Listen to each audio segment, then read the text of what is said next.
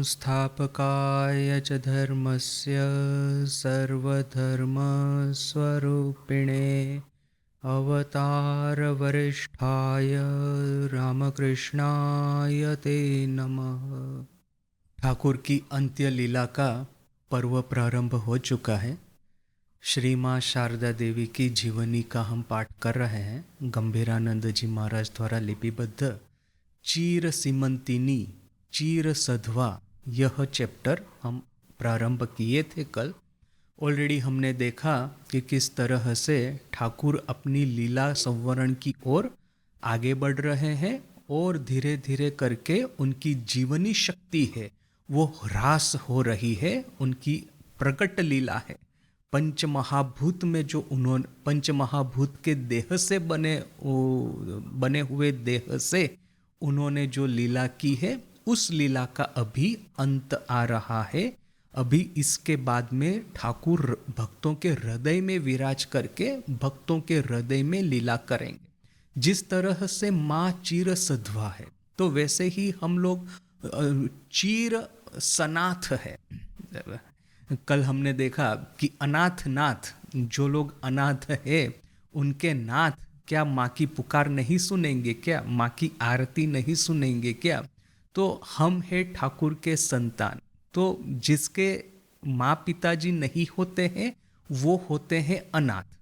जिस स्त्री का पति नहीं होता है या पति का मृत्यु हो जाता है तो जिस तरह से उस स्त्री को आप विधवा कहेंगे, वैसे ही जिन बच्चों के माँ पिताजी का निधन हो जाता है उनको आप कहेंगे अनाथ। किंतु जिस तरह से माँ कभी विधवा नहीं होगी, क्योंकि ठाकुर यदि स्थूल देह में नहीं है तो सूक्ष्म देह से तो अवश्य लीला कर रहे हैं। तो माँ कभी विधवा नहीं हो सकती, माँ चीर सधवा ही रहेगी। वैसे ही हम लोग ठाकुर के संतान कभी भी अनाथ नहीं हो सकते। हम लोग चीर सनाथ ही रहेंगे। अर्थात कि हमारे जो पिता है, हमारे जो गुरु है, वो हमेशा विद्यमान रहेंगे। हाँ, एक समय था कि उन्होंने पंच महाभूत के देह से लीला की थी। पृथ्वी पे हमारे बीच में स्थूल देह से उन्होंने निवास किया था।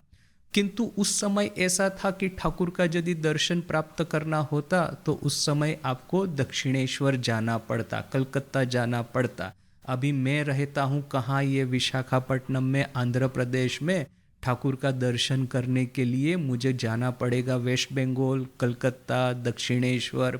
इतना लंबा यात्रा करना पड़ता। अब जैसे वो सिंधु देश से वो हीरानंद आया था ठाकुर का दर्शन करने के लिए, तो ऐसा कहाँ वो सिंधु देश, आजकल का सिंध, वो भी पाकिस्तान में चला गया है। तो कहाँ से वो आपको वेस्ट बंगाल यात्रा करनी होगी।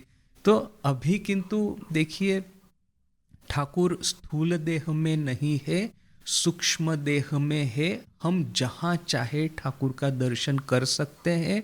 यहाँ पे विशाखापट्टनम में बैठ कर के भी यदि मेरे में वो क्षमता है कि थोड़ा बहुत जम करके जब ध्यान कर लूँ तो फिर कमर कस के थोड़ा सा साधन भजन कर लूँ तो यहाँ पे बैठ के भी सहज रूप से ठाकुर का हमको दर्शन प्राप्त हो सकता है। यह एक बात है। और ये तो एक थोड़ा सा चलो हायर लेवल पे हो गया। थोड़ा सा हम लोगों के सामान्य लेवल पे सोचते हैं। देखिए, ठाकुर कहते हैं ना कि जब तक नरेन के बारे में वो सबके सामने वो दक्षिणेश्वर में ही अपने कमरे में ही वो नरेन बैठा था और फिर बाकी गृहस्थ भक्त बैठे थे। और नरेन का नेचर तो पता है ना, महावीर हनुमान की तरह है। वो कब मने कौन से भाव में आकर के कौन सा महाकार्य न कर दे पता नहीं किसी को। तो किंतु ठाकुर के सामने चुपचाप बैठा है। तो ठाकुर फिर नरेन को देख रहे हैं, उसको ऑब्जर्व कर रहे हैं। फिर कुछ समय के बाद में नरेन खड़ा होकर के बाहर चला गया तो ठाकुर बाकी भक्तों को कहते हैं कि यह सब लड़कों को देखा क्या। वैसे उद्देश्य नरेन की हो रही था, किंतु नरेन का नाम नहीं लेकर के कहते हैं यह सब यंग लड़के हैं, उनको देखा क्या। जब पिताजी के सामने बैठे होते हैं तब चुपचाप शांत होकर के बैठे हैं, किंतु जब चांदनी में खेलने को जाते हैं तो फिर देखिए कि उनका एक नया स्वरूप देखने को मिलता है। तो यहाँ पे भी देखिए कि माँ और स्वामी जी, जो दो आध्यात्मिक उत्तराधिकारियों को ठाकुर तैयार करके गए थे, वो जब तक ठाकुर है तब तक वो ठाकुर के ही संपूर्ण शरणागत, ठाकुर के ही संपूर्ण अनुगत, ठाकुर के ही सर्व रूप से आज्ञावह होकर के उनको रहना था। लीला कर रहे हैं ठाकुर और यह दो है उनके संगी। किंतु इन दोनों का भी तो इस विश्व में एक मिशन था। हमारा जैसा वो फ्रेमवर्क है, फ्लॉड फ्रेमवर्क ही है, इम्परफेक्ट फ्रेमवर्क ही है ठाकुर माँ स्वामी जी के जीवन और संदेश को समझने का, क्योंकि माया के जगत में कुछ भी परफेक्ट नहीं हो सकता। खास करके जिन मायातीत कॉन्सेप्ट को हम अपनी वाणी और अपने मन विचार बुद्धि से प्रकट करने का प्रयास करते हैं, वो विचार कभी भी संपूर्ण रूप से एक्यूरेट नहीं हो सकते। So keeping in mind this limitation, जो हमारी एक फ्रेमवर्क है कि Thakur represents this spiritual aspect of us humans, कि मेरी ईश्वर प्राप्ति की ओर जो गति है, ब्रह्म साक्षात्कार की मेरी साधना है, ब्रह्म साक्षात्कार की मेरी जो आकांक्षा है, वो कैसे पूर्ण हो, वह एक रिप्रेजेंट करते हैं, वह सिखाते हैं श्री रामकृष्ण। एक फैमिली लेवल पे, एक कम्युनिटी लेवल पे, वो कम्युनिटी चाहे आपका परिवारजन हो, न कि ये हम आश्रम में रह रहे हो, न कि आपका जो वर्क प्लेस है, आपकी ऑफिस है वो हो, न कि आपका स्कूल क्लासरूम है वो हो, जहाँ पे भी जाते हैं हम लोग तो लोगों से घिरे हुए रहते हैं।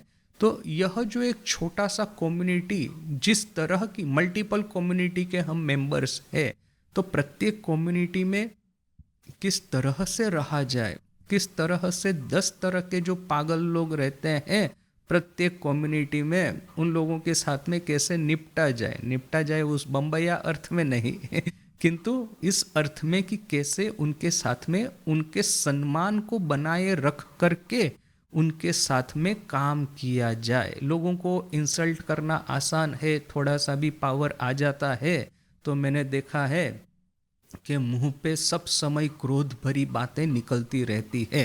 क्यों? क्योंकि अभी मेरे पास में ऑथोरिटी है, मैं जो चाहे वो करूं, जो चाहे वो बोलूं। किंतु इससे होगा क्या कि जब तक ऑथोरिटी रहेगी आपका रिस्पेक्ट रहेगा, जिस दिन ऑथोरिटी चली जाएगी आपका रिस्पेक्ट मिट्टी में मिल जाएगा। तो वो तो है कि किस तरह से आपके पास में वह ऑथोरिटी नहीं रहने से भी, या तो फिर यदि ऑथोरिटी है तो भी लोगों को ससम्मान कैसे लोगों के साथ में बिहेव किया जाए, लोगों को किस तरह से सहाय की जाए, वो कम्युनिटी लेवल पे माँ हमको सिखाती है। और फिर ये पूरा ह्यूमन सिविलाइजेशन है, ये हजारों सालों से भारत है या तो फिर अन्य जो सब सिविलाइजेशन किस तरह से अपने अपने कर्म के प्रवाह में चल रही है और किस तरह से इनका भविष्य और किस तरह से बनेगा, यह पूरा जो डायनेमिक्स है, सिविलाइजेशनल डायनेमिक्स, वो स्वामी जी हमको सिखाते हैं।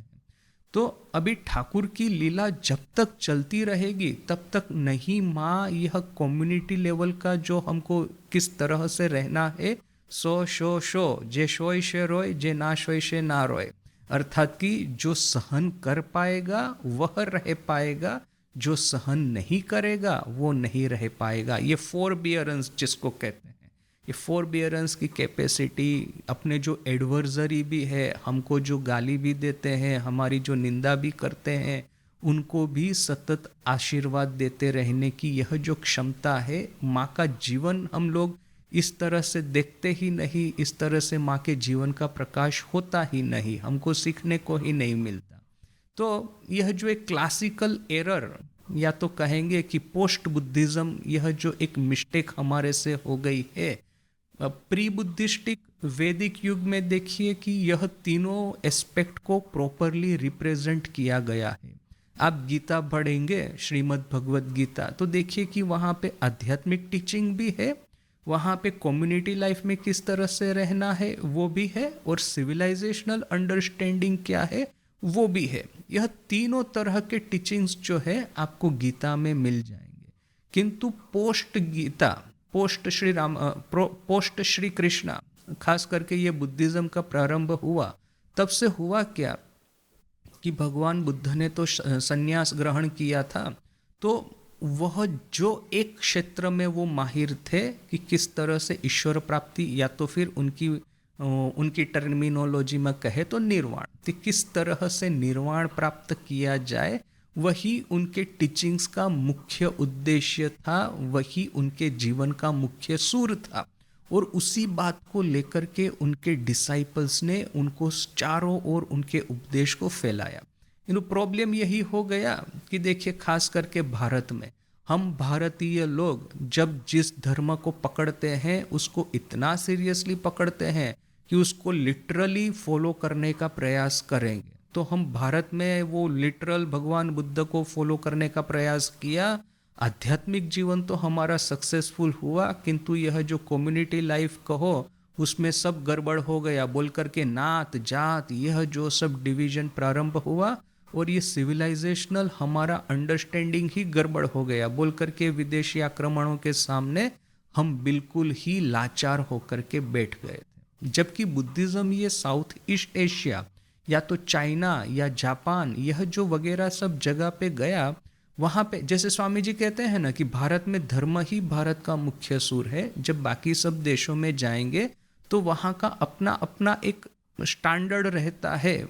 फ्रांस में पॉलिटिक्स है, ब्रिटेन में जैसे कि मर्केंटलिज्म है, अमेरिका में जैसे इंडस्ट्रियलाइजेशन है, तो वैसे ही यह साउथ ईस्ट एशिया या तो फिर कन्फ्यूशियस फिलोसॉफी को फॉलो करने वाले जो सब देश है, जापान, चाइना वगैरह, ताइवान वगैरह, कोरिया वगैरह, तो वहाँ पे क्या है कि यह जो कन्फ्यूशियस के जो आइडियाज़ है, फैमिली, ओनर, ये empire, our loyalty to the emperor वगैरह वगैरह जो है, वह बड़ा स्ट्रॉन्ग था। तो एक एस्पेक्ट जो था जो कि बुद्धिज्म में मिसिंग था, बुद्धिज्म एक्चुअली क्या रिप्रेजेंट करता है, मनुष्य की ईश्वर की ओर या तो फिर निर्वाण प्राप्ति की ओर गति, या तो फिर साधना, आराधना। तो वह जो कन्फ्यूशियनिज्म में वो मिसिंग एस्पेक्ट था जो कि बुद्धिज्म ने प्रोवाइड किया। और बुद्धिज्म में जो मिसिंग एस्पेक्ट था, फैमिली, कम्युनिटी, सिविलाइजेशन, वो ये कन्फ्यूशियनिज्म ने प्रोवाइड किया। तो ये बुद्धिज्म प्लस कन्फ्यूशियनिज्म, यह जो परफेक्ट एक कॉम्बिनेशन बैठ गया, तो वो कॉम्बिनेशन की वजह से बुद्धिज्म ने ये ईस्ट एशियन कंट्रीज में इतना बड़ा यह जो तोलफाड़ है, जो तोलपाड़ बांग्ला शब्द है, ये हिंदी करेंगे तो तोड़ माने रायोट, ये जो रायोट नहीं मचाया, इतना तोलपाड़ यह जो बुद्धिज्म ने ईस्ट एशिया में नहीं किया, जो कि उसने भारत में किया। क्योंकि हम भारतीय लोगों का है कि बुद्धिज्म को अपनाना है तो चलो वैदिक जितना भी लर्निंग है उसको अभी फिलहाल के लिए भूल जाओ। यह जो भगवान कृष्ण ने गीता में जो कहा अर्जुन को कि तुम्हारी हड्डियां भी तुमसे काम करवाएगी, तुम्हारा राजसिक स्वभाव है, क्षत्रिय का स्वभाव है, वन में भी यदि जाओगे तो ना ही शांति मिलेगी, दूसरा कि ये जो तुम स्वधर्म छोड़ करके परधर्म अपनाने की बात कर रहे हो, इससे तुम्हारी जो अखंड कीर्ति आज तक चली आई थी वो कीर्ति मिट्टी में मिल जाएगी। तो यह जो सब भगवान कृष्ण के जो इम्पोर्टेंट टीचिंग्स थे, जो कि हमको सिविलाइजेशनल लेवल पे काम लगने वाले थे, वो सबको हमने जैसे कि विस्मृत कर दिया और बुद्धिज्म को होल सेल अपना लिया, बोल करके भारत में यह जो सब प्रॉब्लम स्टार्ट हुआ था। देखिए कि यह जो एरर है, यह जो सीरियस मिस्टेक है, वो श्री रामकृष्ण रूपी अवतार में नहीं होने वाली थी। और इसीलिए भगवान बुद्ध गए तो फिर उनके लेवल का, उनके समकक्ष खड़ा रह करके कोई नया एक एस्पेक्ट बुद्ध के जीवन में, बुद्ध के, भगवान बुद्ध के उपदेश में ऐड कर सके, ऐसा कोई नहीं था।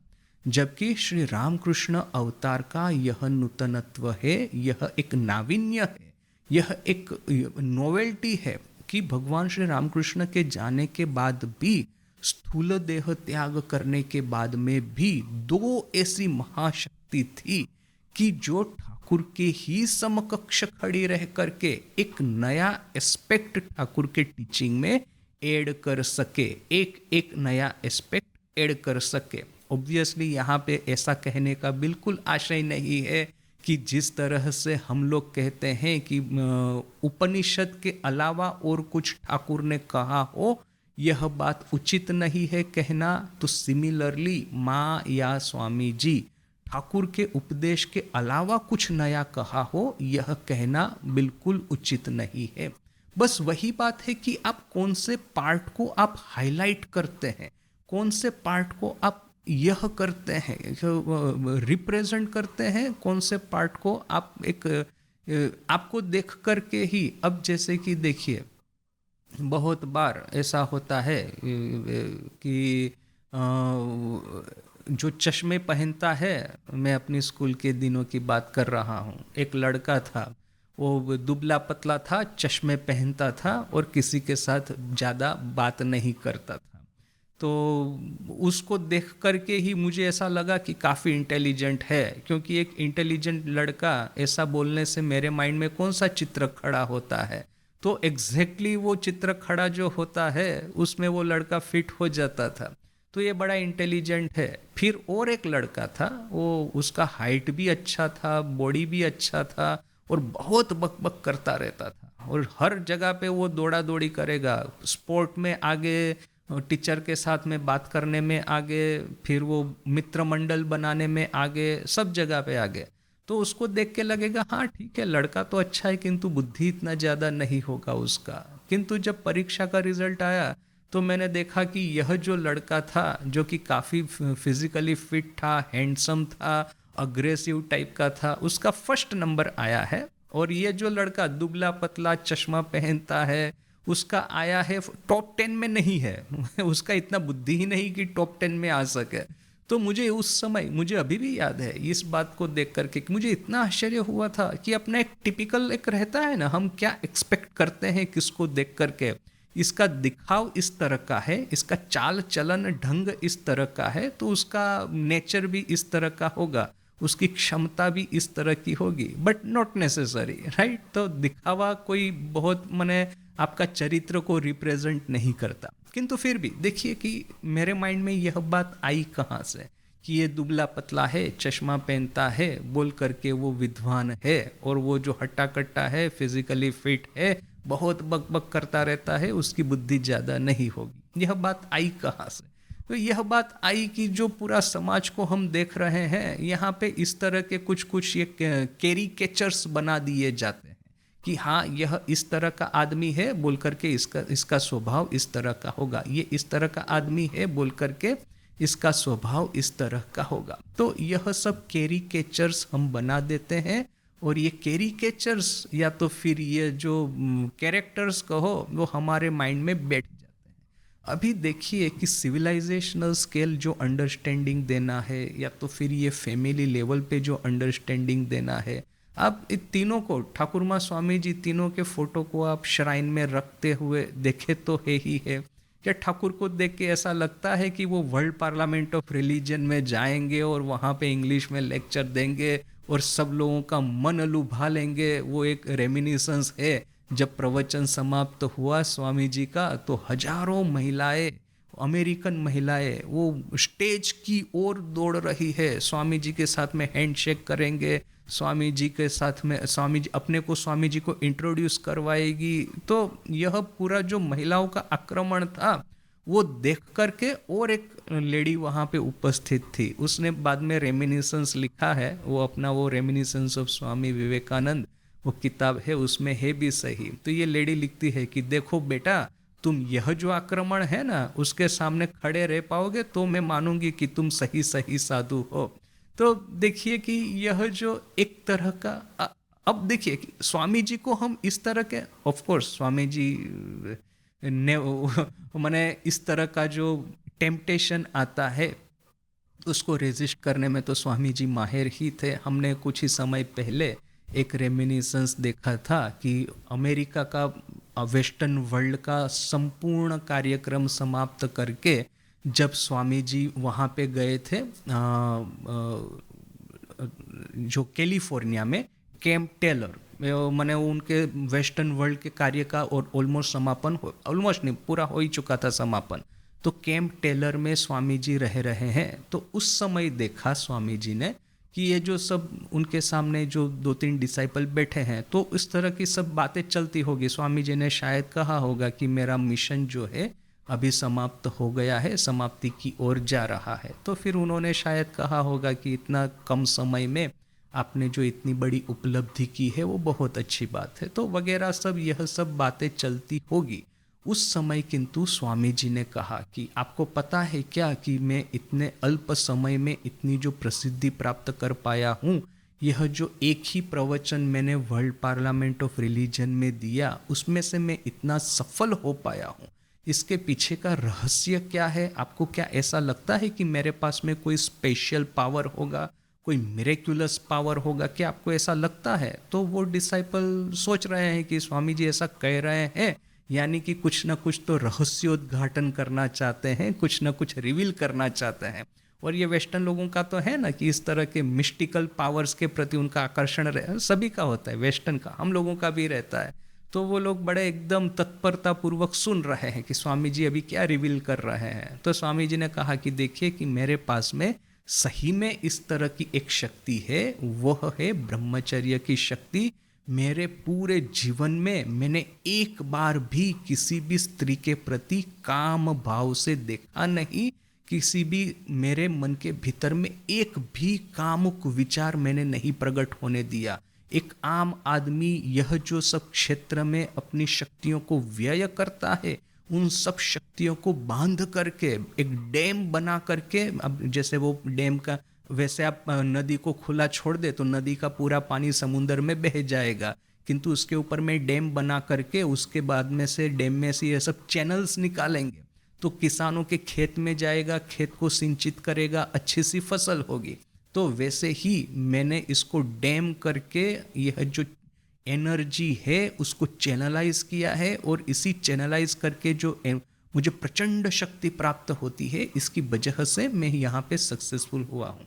तो स्वामी जी का जो पर्सनालिटी है, स्वामी जी का जो शक्ति है, वो देख करके ही लगता है कि he will be most successful in world parliament of religion. Thakur वहाँ पे खड़े होते तो खड़े होने के साथ में ही समाधि में चले जाते, फिर कौन किसको बोलेगा क्या पता। तो सिमिलरली अब फैमिली लेवल पे है, परिवारजनों के साथ में रहना है, उनको खाना खिलाना है, उनकी संभाल रखनी है, ये राधू, माकू, नलिनी, पागली मामी, ऐसे सब पागल लोगों के साथ में डील करना है। वो ठाकुर बिल्कुल त्रस्त होकर के वहां से भाग जाते हैं। वो जो हृदय ने थोड़ा बहुत क्या ठाकुर को बोल दिया था, ठाकुर बोलते हैं मैं गंगा में झंपलाने के लिए गया था, डूब लगाने के लिए गया था, मैं आत्महत्या कर लूंगा। वही ये तो एक बार ऐसा सोच लिया था। तो क्या है कि हृदय की ही वजह से ठाकुर इतने परेशान हो गए थे। तो 10 हृदय माँ के साथ में जितने भी लोग रहते थे, कोई हृदय से कम नहीं था। तो हृदय यानी कि ठाकुर का भांजा, जिसने कि ठाकुर की बहुत सेवा की थी।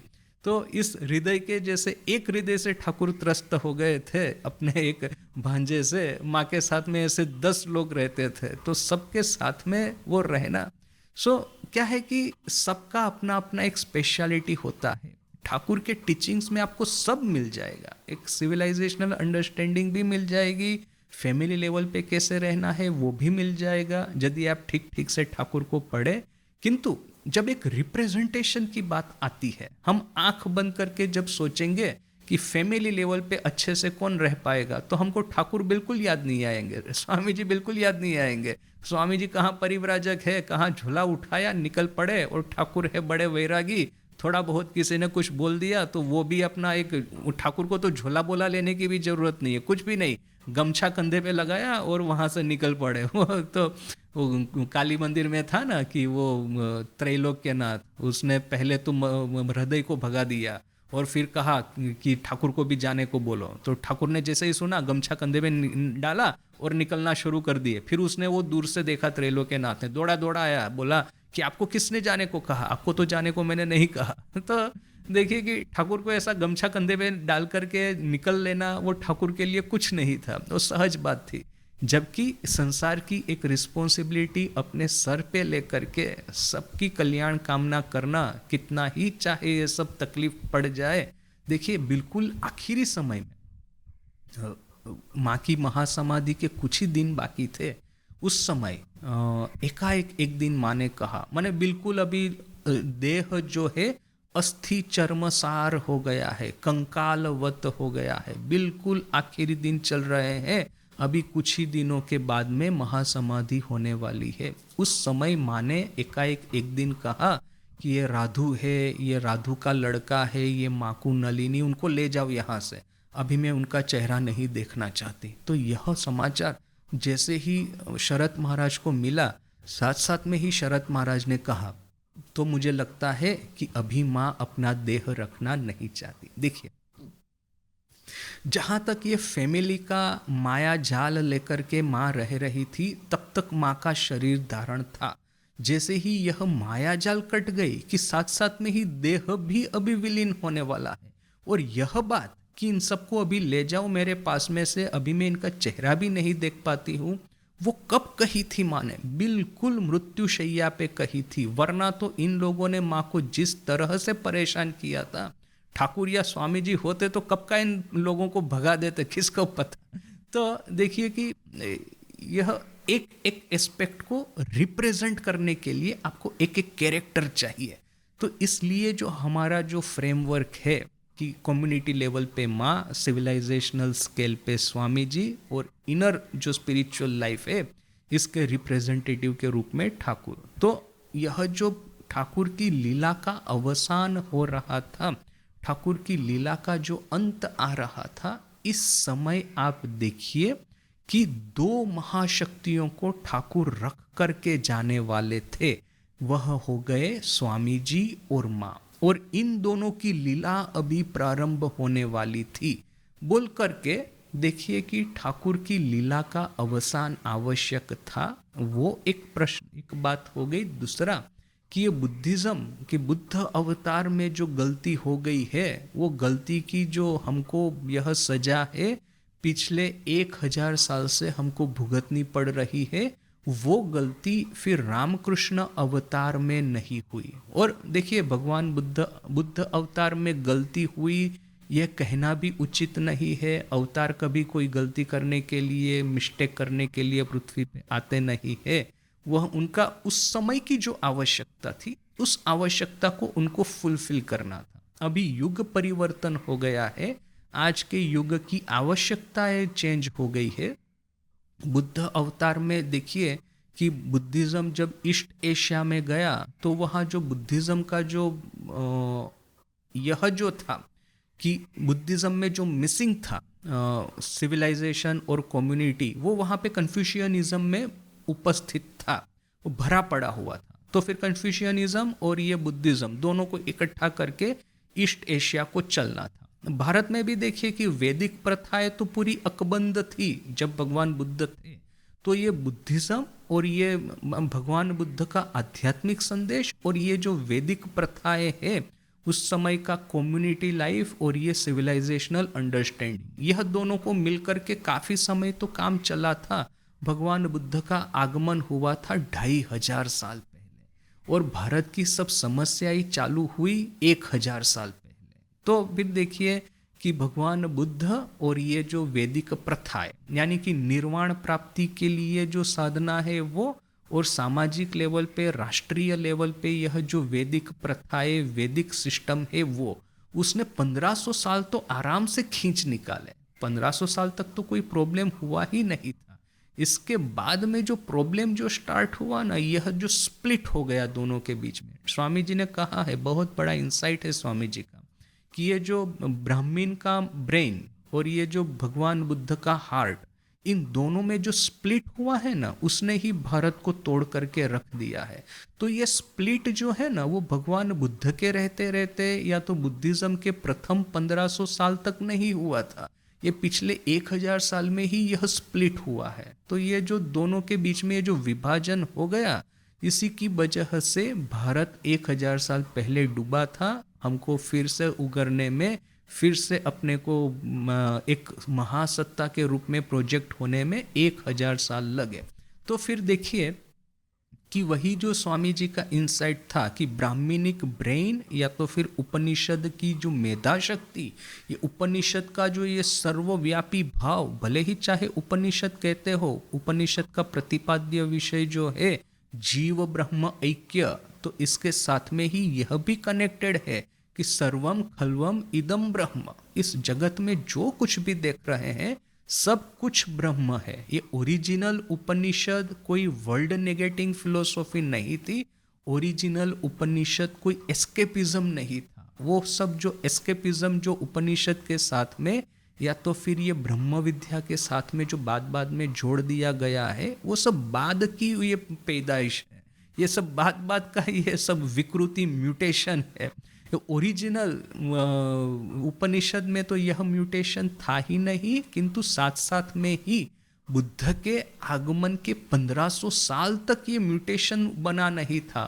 बुद्ध के आगमन के 1500 साल तक यह जो प्रिस्टाइन मैसेज है उपनिषद का और साथ में ये उसका प्रैक्टिकल एप्लीकेशन है निर्वाण प्राप्ति का, दोनों पैरेलल चले हैं, दोनों ने भारत को ठीक ही रखा है। वही 1000 साल पहले पता नहीं किस तरह का पागलपन हम में प्रवेश किया कि यह जो उपनिषद का मैसेज है उसमें कहाँ से एक म्यूटेशन प्रवेश कर दिया और ये बुद्धिज्म और ये उपनिषद के बीच का स्प्लिट हो गया। और फिर ये ब्राह्मणिक ब्रेन और ये बुद्धिस्ट हार्ट, इन दोनों में जो स्प्लिट जो हुआ अभी तक चल रहा था। अभी ये देखिए कि रामकृष्ण अवतार में यह स्प्लिट को फिर से भर दिया गया है। यहाँ पे देखिए कि यह जो माँ का हृदय, स्वामी जी का ब्रेन और ये ठाकुर की उपलब्धि, यह तीनों को फिर से इकट्ठा होना है और यह तीनों फिर से इकट्ठा होकर के नए भारत का निर्माण करेंगे। तो यह जो है रामकृष्ण देव के लीला अवसान या तो फिर उनकी जो अंत्य लीला है उसके यह सब डीप अंडर करंट है वो चल रहे हैं। तीनों एस्पेक्ट को धीरे धीरे करके डेवलप होना है। तीनों एस्पेक्ट का यह भावधारा में अपना अपना स्थान है।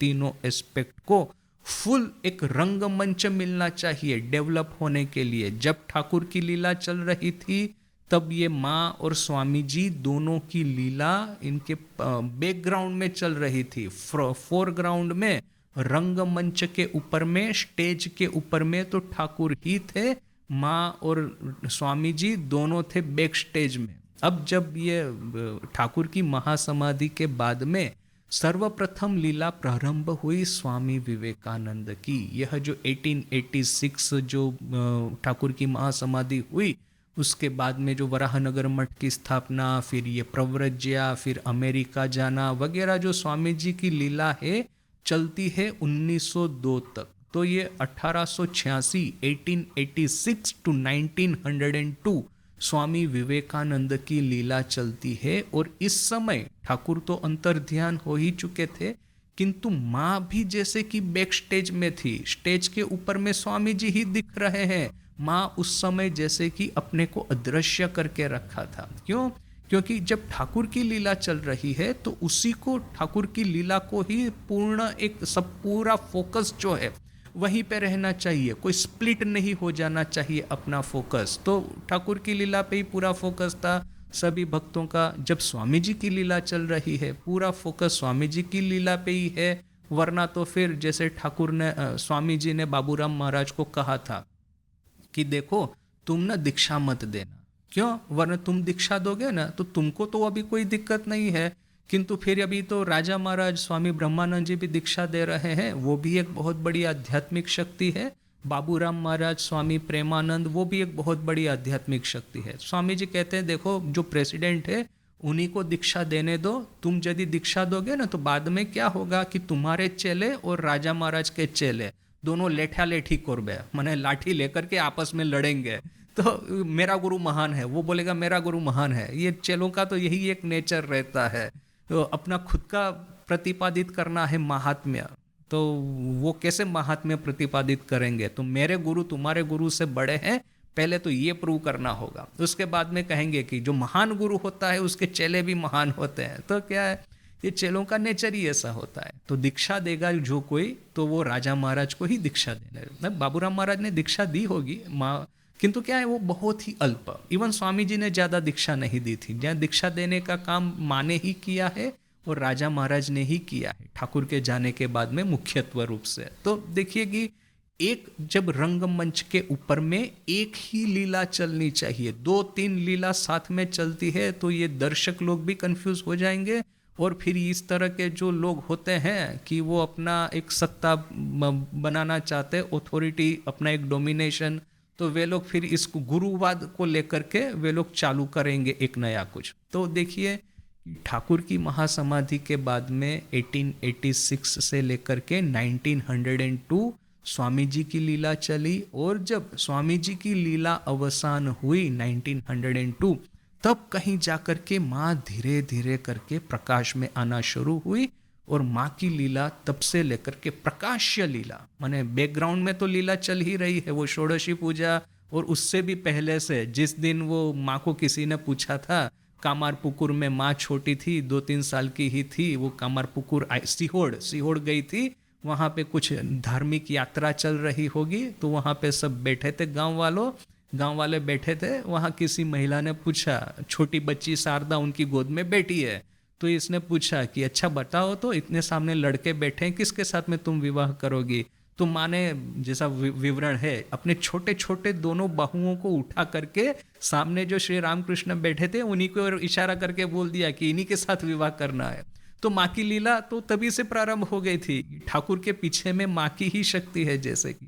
किंतु तब से लेकर के स्वामी जी की महासमाधि तक माँ का जो आगमन जो हुआ है भूमि पे, 1852 ऑलमोस्ट यही साल में आगमन हुआ है। और ये जो सीहोड़ वाली घटना होगी शायद 1854-55 की होगी, अनुमान करके कह रहा हूँ। उस समय शायद यह ठाकुर कलकत्ता आए नहीं होंगे, तो उसके पहले की यह बात है, 53 न के आसपास की ही होगी, 54 जो भी है। तो वहाँ से लेकर के ये 1902 माँ की लीला जो चली है, पूरी बैकग्राउंड में चली है, भक्तों की नज़र से अदृश्य होकर के चली है। जो कुछ अंतरंग भक्त थे उन्हीं को पता है कि माँ की महिमा क्या है, माँ के भीतर में कौन सी महाशक्ति विराज कर रही है। कुछ अंतरंगों को पता था, ज़्यादातर लोगों को नहीं पता था। वह जो लीला जो है, उनकी जो महाशक्ति है, वो धीरे धीरे करके प्रकाश में आना प्रारंभ हुई 1902 के बाद में। 1920 तक माँ की लीला चली। तो देखिए कि ये हम आज उस समय जो लोग जीवित होंगे, ये ठाकुर माँ स्वामी जी की लीला का दर्शन करने का जिनको भी सौभाग्य प्राप्त हुआ होगा, उन लोगों को भी मुझे नहीं लगता कि शायद इतना डेप्थ जो है इन तीनों की लीला का किस तरह से सिंक्रोनाइज हो रहा है, किस तरह से यह लोग तीनों आपस में प्लान करके यह सब कर रहे हैं। मैं तीनों का प्लान नहीं कह के कहेंगे कि माँ काली का किस तरह का यह फ्रेमवर्क है। तो शायद लगता है कि उस समय भी जो जीवित रह करके अपनी नज़रों से, अपने चक्षुओं से जो देख रहे हैं, शायद उनको भी नहीं पता चला होगा कि इसके भीतर में कितना डेप्थ है। अभी आज हम with the help of the insight, hindsight जिसको कहते हैं, तो थोड़ा बहुत पता चल रहा है। मैंने ये महासागर में वो जो ये रहता है ना, आइसबर्ग में 2/3 नीचे रहता है पानी के भीतर में, 1/3 ऊपर दिखता है। यहाँ पे तो क्या है ना कि 1/30 पार्ट ही ऊपर में है समुद्र की सतह पे, बाकी का जितना भी है सब समुद्र की सतह से नीचे है। वो जब तक आप आध्यात्मिक जीवन में बहुत ही उच्च गति नहीं करेंगे तब तक कुछ समझ में नहीं आने वाला। तो एक सरफेस के ऊपर में जो हमको दिख रहा है, यह हम इस तरह से देख रहे हैं कि ठाकुर का लीला अवसान आवश्यक था, जिससे कि स्वामी जी को एक फलक मिले, एक स्टेज मिले, स्वामी जी की लीला प्रारंभ हो। क्योंकि भविष्य के भारत के लिए सिविलाइजेशनल अंडरस्टैंडिंग, इस सिविलाइजेशनल डायनेमिक्स को समझना, उसको अप्लाई करना बहुत ही आवश्यक था। जो 1000 साल की पिछली जो गलती है उसको हमको मिटाना था, और फिर स्वामी जी के लीला अवसान के बाद में जो फैमिली लाइफ है, कम्युनिटी लाइफ है, उसको भी हमको ये तगड़ा बनाना है। अदरवाइज तो फिर ये क्या है, आपके पास में 1000 न्यूक्लियर वेपन है किंतु आपके पास में एक भी मित्र नहीं है। पता नहीं इस तरह के आदमी की क्या हालत होती होगी। तो ये बेटर है कि यह भी एक लीला माँ की इनके बाद में प्रारंभ हो। तो यह पूरा जो मैपिंग है वह धीरे धीरे करके एक के बाद एक स्टेजेस पार हो रहा है। तो कल हमने जो पढ़ा था उसका सिर्फ एक पैराग्राफ आज फिर से पढ़ लेते हैं। आज क्या वही अनाथनाथ इस संकट काल में मुख उठा करके क्या नहीं देखेंगे? यानी कि जो माने तो सिंहवाहिनी देवी की करुणा उपलब्धि की ही थी, उनका तो प्रूफ मिला ही था कि देवी के सामने हत्या देने से देवी अवश्य अपनी मनोकामना पूर्ण करती है। और यह जो हत्या देना यानी कि बिना खाए पिए उपवास करके देवी के सामने पड़े रहना, यदि देवी मनोकामना पूर्ण करती है तो अच्छा है, तभी हम फिर से आहार करेंगे, और मनोकामना पूर्ण नहीं करते हैं तो वही उपवास करके ही देवी के सामने ही देह त्याग देंगे। तो यह एक हत्या देने का अर्थ है। तो माने हत्या देने का ऑलरेडी सिंहवाहिनी के सामने सिंहवाहिनी की देवी की करुणा उपलब्ध माने कर ली थी।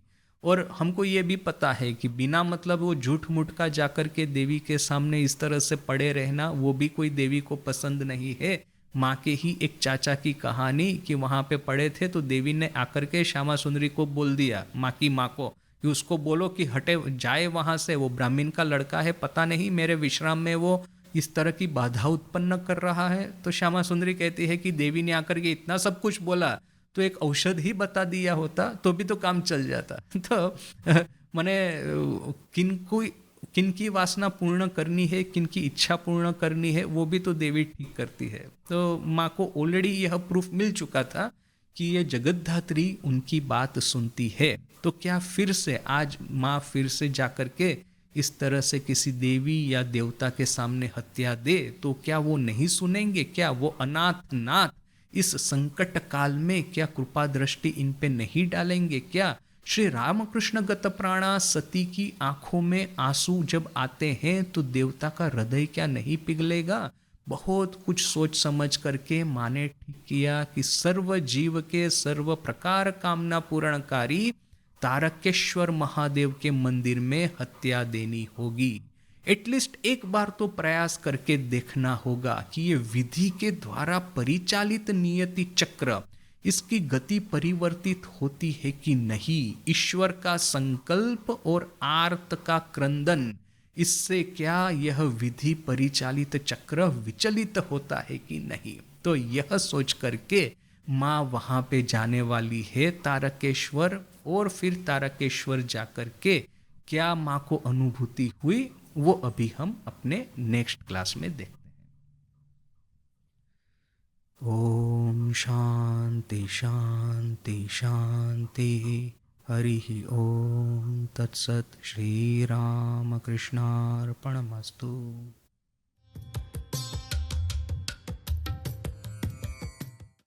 ये स्वामी जी जब अमेरिका गए थे ना, तो स्वामी जी को किसी ने पूछा कि आप तो धार्मिक प्रचारक हैं, आप इतना हंसते क्यों रहते हैं? हमारे यहाँ पे तो कैथोलिक प्रचारक है, एकदम सीरियस चेहरा बना करके गंभीर होके घूमते हैं, आपको तो जब देखते हैं हंसी मजाक करते रहते हैं, हंसते रहते हैं, ये क्या माजरा क्या है? आप थोड़ी ना धार्मिक प्रचारक है।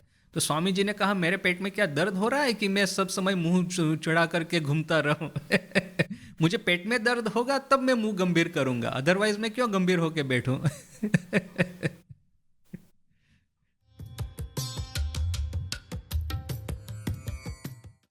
मैं और एक बात ऐड क्या करूंगा पता है कि देखिए, जब इंडिपेंडेंस का ये जो अपना दौर चल रहा था ना, फ्रीडम फाइटिंग का दौर जब चल रहा था, तब तो फिर भी हमारा यह सब रिकन्सिलिएशन हो चुका था। मैंने जितने भी आप प्रथम पंक्ति के फ्रीडम फाइटर्स को देखे ना, वो स्वामी जी के साथ में ही उनका माइंड चल रहा था कि एक और आध्यात्मिकता लेनी है, दूसरा और सामाजिक उत्थान करना है। हमारा प्रॉब्लम पता है, आज का जो प्रॉब्लम है, ये इंदिरा ने ये जो वो रशिया के साथ में मिलकर के जो एक ये है ना क्या सेक्युलरिज्म, वो जब भारत में घुसाया है ना, तब से ये एक नया भयानक डेंजर स्टार्ट हुआ है। लेफ्टिस्ट सेक्युलर टाइप का जो थिंकिंग है, जो कि कहता है कि जो भारतीय धर्म है पूरा गलत है। तो दैट प्रॉब्लम आज हमको सही में परेशान कर रहा है। ये आज का रिसेंट फिनोमिना है, हमारा आज का जो प्रॉब्लम है।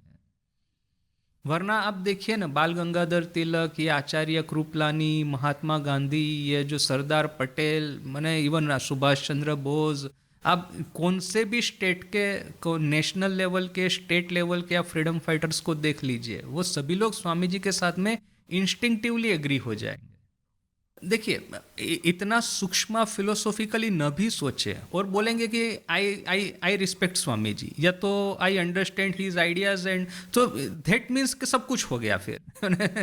यदि आप स्वामी जी को रिस्पेक्ट, अब गंगाधर, बाल गंगाधर तिलक, वो जो पुणे में जो उनके साथ में जब वार्तालाप हुआ था, तो उन्होंने तो एकदम एकदम स्वामी जी से इतने इंप्रेस हो गए थे कि स्वामी जी के जो आइडियाज है which are necessary for modern age, अभी उन आइडियाज के पीछे में थिंकिंग क्या है वो यदि समझ में आया न आया, स्वीकार किया न किया, किंतु ठाकुर कहते हैं ना कि वो मीठी रोटी आप सीधी करके खाओ ना कि आड़ी करके खाओ तो मीठी लगने वाली है। हाँ, फर्क नहीं पड़ता, एज लॉन्ग एज यू आत्मनो मोक्षार्थम जगत हिताय च। देखिए, मैं क्या कहूँगा पता है यहाँ पे, कि शंकराचार्य के कॉम्प्लीमेंट्री के रूप में हमको चैतन्य महाप्रभु को रखना चाहिए। जैसे ठाकुरमा स्वामी जी, तीनों को इकट्ठा करके आपको ये भावधारा लेनी है। आप सिर्फ स्वामी जी को फॉलो करेंगे तो आप हो सकता है कि गड़बड़ हो जाए, क्योंकि ये कैरिकेचर है ना कि स्वामी जी रिप्रेजेंट्स उठो जागो। अभी स्वामी जी के जीवन में आध्यात्मिकता इतनी भरी हुई थी वो नहीं दिखेगी, कैरिकेचर ही हमको दिखता है। तो स्वामी जी यानी उठो जागो, माँ है यानी कि अशो ऐशो बशो खाओ, माने आओ बैठो खाओ, और ठाकुर है कि ब्रह्म सत्य जगत मिथ्या। अब ये कैरिकेचर अपने माइंड में बैठ गया है, तो इसलिए क्या है कि ठाकुर माँ स्वामी जी तीनों को लेना है।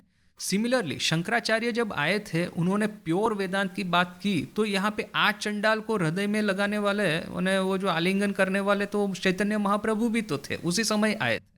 तो दोनों को एज ए कॉम्प्लीमेंट्री लेते हैं ना तो चल जाता अपना काम। हमारे ये जो पिछले 1000 साल में प्रॉब्लम क्या हो गया ना, कि ये स्प्लिट जो होने लगा, दैट इज द प्रॉब्लम। अभी आप शंकराचार्य पे हम क्यों बिठाए ये सब, जब जिस भाग्य विधाता ने शंकराचार्य को भेजा है, तो वही भारत के भाग्य विधाता ने तो चैतन्य महाप्रभु को भी भेजा है। तो अपनी ये अकल यदि नहीं है कि दोनों को as a complementary to each other लेना, तो फिर गलती किसका है? माने ये अभी हमारी गलती है ना ही शंकराचार्य चैतन्य महाप्रभु की निंदा करेंगे, ना ही चैतन्य महाप्रभु शंकराचार्य की करेंगे, ये एक दूसरे। और इसीलिए स्वामी जी ने कहा ना बाबूराम महाराज को, तुम दीक्षा मत देना वरना तुम्हारे चेले ना लाठा लाठी करेंगे। अभी रिसेंटली ये जो आत्मस्थानंद जी की जो सेंचुरी, जो जन्म शताब्दी जो सेलिब्रेट हुई, तो सेलिब्रेशन एक पूरा डिवोटी की कमेटी है उसने किया, साधु लोगों का हेल्प है, किंतु ऑफिशियली हम लोग कभी नहीं करेंगे। ये जो उनके रेमिनिसेंस पब्लिश हुए, और जितने भी रेमिनिसेंस गहिनानंद जी के, उससे पहले ये रंगनाथानंद जी के, वह सब उनकी कमिटीज के द्वारा हुए हैं। हमने बेलूर मठ ने कभी, यानी अपने ऑफिशियल प्रकाशन विभाग ने कभी नहीं किया।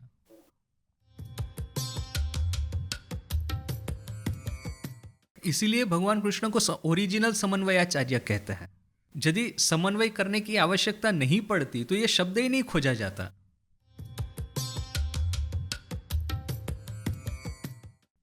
देखिए, अभी अब कल ही मैं, हमारे यहाँ पे संस्कृत क्लास 10 दिन का स्टार्ट हुआ, तो मैं इनके सामने में द इंट्रोडक्शन के रूप में मुझे बुलाया बोलने के लिए। तो मैंने उनको कल ही कहा कि देखिए कि पिछले ये 30-40 साल का जो गलती है ना अपना, वो इतना सीरियस है कि आज ना हम जितने भी यंग लोगों को मिलेंगे ना, उनके सबके मन में ये आइधर ये सेक्युलरिस्ट फिलोसॉफी बैठी हुई है, और जो रिलीजियस है ना उनके माइंड में ऐसा बैठा हुआ है कि सेक्युलर नॉलेज किसी काम का नहीं।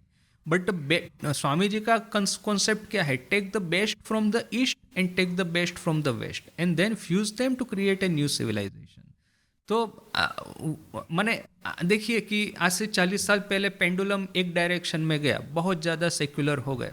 अभी मुझे कभी कभी ऐसा लगता है कि ये रिवर्स डायरेक्शन में जा रहा है, कि मैंने धर्म को इस अर्थ में हम फिर से इंटरप्रेट करना शुरू कर दे रहे हैं जो कि हमने 1000 साल पहले किया था, कि प्रत्येक छोटा छोटा जो वाक्य है उसको लिटरली लेकर के उसके ऊपर में अप्लाई करना, तो फिर ये नात जात फिर से बढ़ेगा। आज आप इलेक्शन में देखिए कि इलेक्शन कास्ट के ऊपर में ही सब कुछ है। तो यदि इतना पावरफुल कास्टिज्म आज भी है तो फिर भारत का भविष्य कहाँ पे है, वो एक प्रश्न हो सकता है। So every day I feel के न्यू अर्जेंसी कि स्वामी जी ठाकुर माँ का जो मैसेज है, how important it is for India. अभी मैं रिसेंटली पढ़ रहा था, ऑक्सफोर्ड का वर्ड ऑफ ईयर ऐसा एक डिक्लेयर किया है, rage bait. What is rage bait? Rage माने क्रोध, गुस्सा। तो ऐसी पोस्ट सोशल मीडिया पे चलाओ जो कि लोगों में गुस्सा प्रकट करे। अब इस मुस्लिम ने हिंदुओं पे अत्याचार किया, ऐसा कुछ चलाओ तो हिंदुओं में फटाफट करके वो लोग क्लिक करेंगे उसके ऊपर। और वहाँ पाकिस्तान में चलाओ कि हिंदू लोग इंडिया में कश्मीर में मुसलमानों पे अत्याचार करे तो वे लोग फटाफट करके क्लिक करेंगे। सो क्लिक यदि आपको चाहिए तो रेज प्रकट करो, क्रोध प्रकट करो, लोग फटाफट करके उसको ले लेंगे। So rage bait, this a word of the year. अभी ₹90 के नीचे चला गया है। रोज न्यूज़पेपर खोलते हैं कुछ ना कुछ आघात लगता है, अरे बाप रे ये क्या हो गया। ना मेरा जो आंसर होगा वो जैसे है ना, ब्रह्मा का एक दिन और हमारा 1 करोड़ दिन। और तो क्या है, वो सतयुग के हिसाब से जो गणना की गई है ना, अब ये कलयुग का वो जो है एक एक दिन ना मतलब हजार दिन का सफरिंग हो जाता है। तो वो 4 लाख का जो कलयुग है वो 5 ही हजार में खत्म हो गया। वो जो मैंने चेतनानंद जी की बात बताई थी ना, वो एक ठाकुर ने कहा 100 साल के बाद आऊँगा, वर्धमान के रास्ते से आऊँगा, फिर ये बाउल लोगों का मेला है वहाँ पे वो बाउल सज के आऊँगा। तो एक अमेरिकन डिवोटी, लेडी डिवोटी, अभी अमेरिकन लोगों का क्या है, जो पकड़ेंगे बड़ा सीरियसली पकड़ेंगे, तो ठाकुर ने बोला है तो बड़ा सीरियस ले लिया। तो ये ऑलमोस्ट आई थिंक 1886 की बात है ना, 1986 ठाकुर की महासमाधि के 100 साल के बाद। तो ये लेडी डिवोटी जाके चेतनानंद जी को कहती है कि मैं जा रही हूँ वर्धमान बाउल के मेले में, ठाकुर आएंगे तो पहला दर्शन मैं करूँगी। तो अभी चेतनानंद जी को पता है वो डिसअपॉइंट होके आएगी अब बिना मतलब। तो फिर उन्होंने कहा कि देखिए ठाकुर का गणित तो अच्छा नहीं था, उन्होंने कहा 100 साल, इसका अर्थ है 100 साल। अभी कितने 100 साल अभी आप समझिए। और फिर ऊपर में रेशनलाइजेशन भी कर देंगे, ठाकुर को कहाँ गणित आता था। ना देखिए, इसीलिए भारत में ना धर्म बहुत ही ज्यादा प्रैक्टिकल है। आप धर्म को बिल्कुल लिटरली लेंगे तो आप कुछ नहीं कर पाएंगे, किंतु बिकॉज के धर्म हमारे एकदम अस्थि मज्जाओं तक प्रवेश कर गया, डीएनए तक चला गया, हमको धर्म को प्रैक्टिकल करना पड़ेगा। वो उन लोगों को अभी नहीं आता है, वे लोगों को अभी थियोरेटिकल लेवल पे तो सब कुछ लिटरली ले लेते हैं।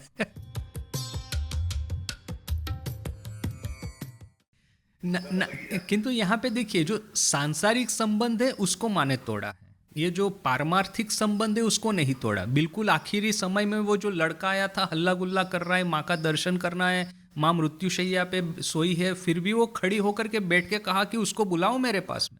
हम लोगों का जन्म क्या रसगुल्ला खाने के लिए हुआ है? सो वो पारमार्थिक संबंध को तो माँ ने आखिरी तक नहीं तोड़ा, जो सांसारिक संबंध था वो तोड़ दिया है माँ ने। So that is one distinction.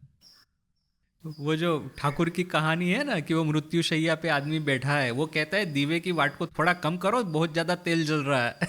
किंतु देखिए यहाँ पे मैं और एक बात कहूँ क्या, अभी मैंने खास करके हमारे जो अभी के जो प्रेसिडेंट महाराज, वाइस प्रेसिडेंट महाराज, उनका मैंने देखा सबके लाइफ में ना एक प्रैक्टिकलिटी, सॉलिड प्रैक्टिकलिटी है।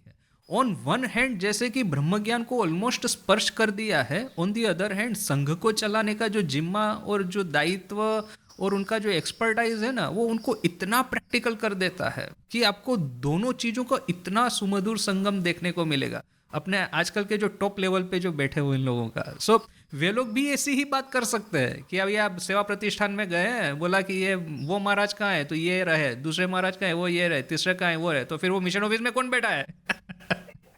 बोल सकते हैं। This is entirely possible. और फॉर देम देखिए, एक हाथ से ब्रह्म ज्ञान पकड़ा है तो दूसरे हाथ से ये जिम्मा लिया है। सो इतना सुंदर उनमें ये संगम देखने को मिलेगा।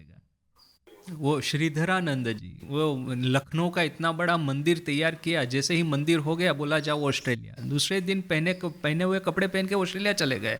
फिर ऐसा नहीं कि ये मंदिर मैंने तैयार किया तो मैं ही एडमिनिस्टर करूंगा। सिमिलरली आत्मस्थानंद जी, राजकोट का मंदिर जैसे ही तैयार हुआ बोला जाओ अभी बेलूर मठ, तो ऐसा नहीं कि ये मंदिर मैंने तैयार किया तो मैं यहाँ पे रहूंगा, जैसे ही बोला वैसे ही निकलो, बस बात खत्म हो गया। अब राजकोट का देखिए ना, राजकोट का आज का जो प्रोस्पेरिटी है, भक्तों में जो प्रेस्टीज है, वो भूतेशानंद जी तो थे ही थे, किंतु भूतेशानंद जी को जाए हुए बहुत साल हो गए थे। अभी आजकल के जो पूरा फाउंडेशन है वो पूरा आत्मस्थानंद जी का ही है।